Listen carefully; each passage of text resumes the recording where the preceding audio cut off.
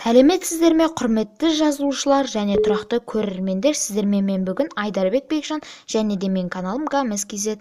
Біз бүгін компьютерге ойынды қалай жазуға болатын жауап беретін боламыз. Жалпы әр ойында әртүрлі.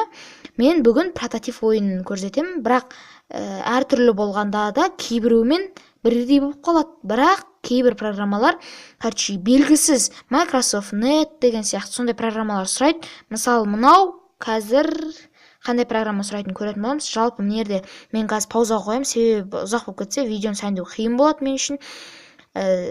Біз болды.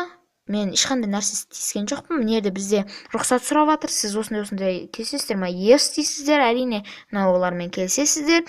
Yes-ті басасыздар. Yes болды. Жалпы бізде загрузка болып жатыр прототиптің.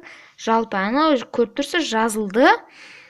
Бізден қазір тағы бір программаны сұрау керек. Міне, принимаю. Я принимаю. Біріншісін басасыздар, екіншісін басаңыздар, далее жоқ болып кетеді.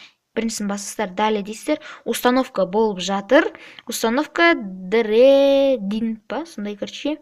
Қазір деп бір бәле шығу керек. Қазір газ. Енді шығып газ. Сәл күтеміз. Болды, шықты міне. Окейді басасыздар. Окейді басамыз.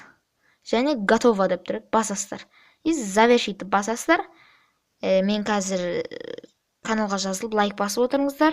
Мен қазір осы ойында істемейтінін тексеріп көрсететін болам сіздерге. Мінтір прототип шықты.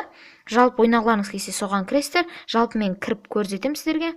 Болды, кетіріпсем прототипке кірем. Өкінішке орай бұл құқығы қорғалған, сол себептен қоңыр болып тұрады, бірақ ойналып жатыр.